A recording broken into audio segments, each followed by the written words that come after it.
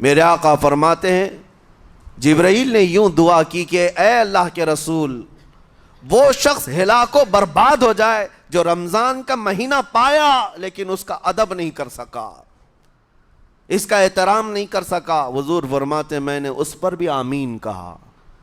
جس کی ہلاکت کے لیے جبرائیل امین دعا کر رہے ہوں اور اس دعا پر سید الانبیاء آمین کہہ رہے ہوں، ایسے شخص کی بربادی کا کیا انجام ہو سکتا ہے؟ وہ کتنا بد نصیب ہوگا۔ اسی لیے میرے عزیزوں، مسلمانوں میں یہ رواج ہی نہیں ہونا چاہیے کہ اٹھ کر کے پوچھتے رہیں روزہ ہے کہ نہیں ہے، روزہ ہے کہ نہیں ہے۔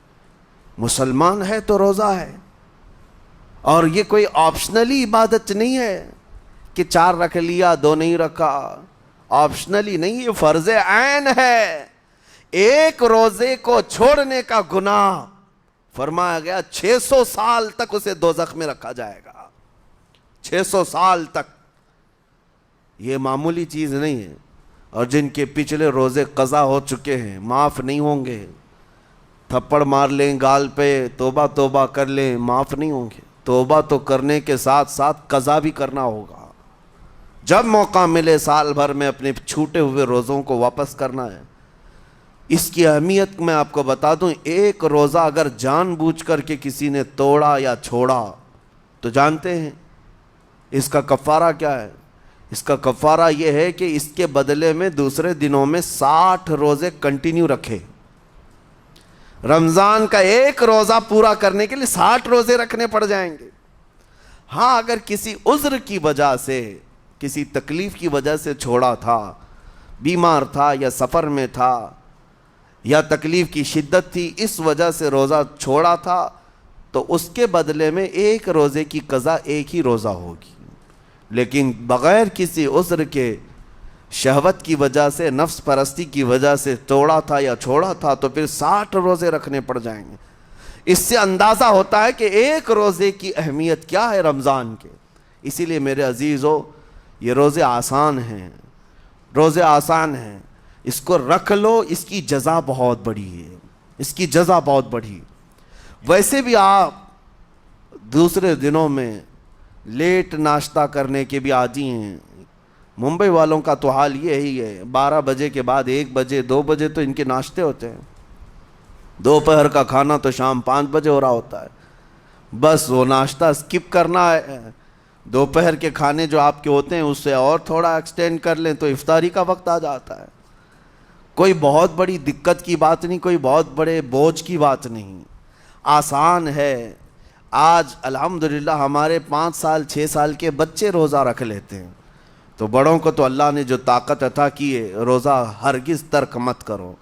لیکن ساتھ میں آج یہ میسج ضرور دوں گا، نیت یہ کرو کہ مجھے تقویٰ مل جائے، مجھے پرہیزگاری مل جائے، اور یہ آپ کو خود چیک کرنا ہوگا۔ روزانہ رات کو نماز میں کھڑے ہو جاؤ تراویح کے، دیکھو کہ کتنی تبدیلی آ رہی ہے۔ آج میں نے روزہ افطار کیا، میرے اندر بدلاؤ آیا کہ نہیں آیا؟ اور اگر نہیں آ رہا ہے، کوئی تبدیلی نہیں آ رہی ہے، تو اس کا مطلب ہے آپ تقویٰ نہیں حاصل کر رہے، آپ تو روز مرہ کی روٹین پر چل رہے ہو۔ روٹین پر چلنے کا مطلب یہ روزہ نہیں ہے۔ روزہ تقویٰ دے کر جاتا ہے بندے کو، روزہ خوف خدا دے کر جاتا ہے بندے کو۔ اسی لیے میرے عزیزو، آج دیکھیں آپ بہت ساری برائیوں سے رمضان میں بچ جاتے ہیں، تھوڑی اور محنت کی ضرورت ہے۔ ہم نے دیکھا ہے بہت سارے گھروں میں، باقی عیاش گھروں کی مجھے کوئی وہ نہیں ہے، ان سے کوئی لینا دینا نہیں، لیکن نارمل مسلمانوں کے گھروں میں بھی ہوتا یہ ہے، عورتیں بچوں کو تلقین کرنا شروع کر دیتی ہیں، گانے بند کرو، ٹی وی بند رکھو، بہت ساری چیزیں بند رکھو کہ رمضان آیا ہوا ہے۔ اور رمضان میں اگر ٹی وی لگا بھی لیا تو کچھ اسلامک چیزیں دیکھنے لگ گئے۔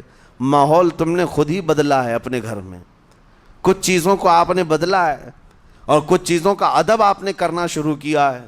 اسی کو اور تھوڑی سی محنت کے ساتھ بڑھا لیا جائے، قسم رب ذوالجلال کی، ہر برائی رمضان میں ہی آپ سے ختم ہو جائے گی۔ جس کی کوئی چیز چھوڑنے پر نہیں چھوٹتی ہے، وہ رمضان میں کر کے دیکھ لے، اللہ کی بارگاہ میں یاد کرے کہ مولا دن بھر میں تیری رضا کے لیے بچ رہا ہوں، مجھے میری باقی زندگی میں ان گناہوں سے بچا لے۔ وہ رحمان ہے، جب وہ تمہیں اس کے بدلے میں جنت دیتا ہے تو یہاں برائیاں کیوں نہیں چھڑواتا؟ یقیناً وہ برائیوں کو تم سے دور کرے گا۔ قرآن کا فرمان عالی شان لعلکم تتقون، اسی پر میں نے آپ کے سامنے بات رکھی ہے۔ روزے اس لیے فرض کیے گئے ہیں تاکہ تمہیں تقوی مل جائے، پرہیزگاری مل جائے۔ بعض لوگوں کو دیکھا گیا ہے رمضان المبارکہ میں بھی وہ اپنی بری حرکات سے باز نہیں آئے، ان کی روٹین ویسی ہی جاری رہی، نعوذ باللہ نظروں کی خطائیں بھی باقی رہیں۔ اور سب سے بری چیز یہ ہے کہ رمضان میں شیطان کی نیابت اگر کوئی کر رہا ہوتا ہے تو تمہارا یہ موبائل فون ہے۔ اکثر لوگ یہ سمجھتے ہیں کہ اس موبائل فون کو ہم استعمال کرتے ہیں تاکہ ٹائم پاس ہو جائے، روزہ کا وقت قریب آ جائے۔ اس ٹائم پاس کے چکر میں تم کیا کیا دیکھتے رہ جاتے ہو اور کہاں تک یہ چیزیں پہنچاتی ہیں تمہیں اندازہ بھی نہیں ہوتا، احساس بھی نہیں ہوتا، تو تمہاری رہی صحیح عبادت کو بھی یہ ہضم کر جاتا ہے، کھا جاتا ہے۔ اس کے استعمال پر اگر کنٹرول ہے تو خوب استعمال کرو، لیکن کنٹرول نہیں ہے تو اے نوجوانوں اس کا بھی روزہ رکھو، اس انٹرنیٹ کی بلاؤں سے محفوظ ہو جاؤ۔ اس لیے کہ بہتوں کو میں نے دیکھا ہے ان کے دن بھر اور رات بھر رمضان میں سوشل نیٹ ورکس پر مصروفیت ویسی کی ویسی ہے جیسے دوسرے دنوں میں تھی۔ وہ رات بھر چیٹنگ میں بھی مصروف ہیں، ایک دوسرے کو ادھر ادھر بھیجنے میں بھی مصروف ہیں، ساری چیزیں جوں کی توں چل رہی ہیں۔ تو تمہارے موبائل نے تمہیں تقوی سے بہت دور رکھا ہے، تمہیں رب تعالیٰ کے قریب ہونے نہیں دیتا۔ اپنے آپ کو بدل لو۔ ظاہر سی بات ہے یہ سخت چیز ہے، اگر کوشش کرو گے تو بچ جاؤ گے، اور تقوی اتنی آسانی سے تو نہیں ملتا۔ اپنے آپ کو سٹرگل کرو، انشاءاللہ العزیز دل پاک ہو جائے گا، پھر آپ کو اپنی زندگی کے اندر جو اجالے نظر آئیں گے وہ خود آپ محسوس کریں گے، آپ محسوس کریں گے۔ گناہوں کے اندھیروں نے دل پر ایسی کالک رکھی ہے کہ آپ کو کچھ بھی یہاں پر سمجھ میں نہیں آتا، ورنہ نمازوں کا لطف ایسا ہے، قرآن کا مزہ ایسا ہے، جسے یہ لگ جائے دنیا کی کوئی نعمت اس کے سامنے ہیچ نظر آتی ہے، کوئی چیز اسے اچھی نہیں لگتی، لیکن کب؟ جب اسے تقوی کا اجالا حاصل ہو جائے۔ میرے عزیزو، اللہ کریم کی بارگاہ میں دعا گو ہوں، مولا قدیر و جبار ہم سب کو تقوی و پرہیزگاری عطا فرمائے، اور ہم سب کے روزوں سے اللہ تعالی ہمیں پرہیزگاری عطا فرمائے۔ ان روزوں کے انوار اور برکات اور رمضان کے احترام کی ہمیں توفیق عطا فرمائے۔ مولا کریم تیری خشیت سے اور تیرے خوف سے آنکھیں جو بھیگتی ہیں ان آنکھوں میں ہمارا شمار فرما دے، تیرے یاد میں رونے والے بندوں میں ہم سب کو شامل فرما۔ وصلی اللہ تعالی علی خیر خلقی محمد وآلہ واصحابہ اجمعین، وآخر دعوانا ان الحمد للہ رب العالمین۔ السلام علیکم۔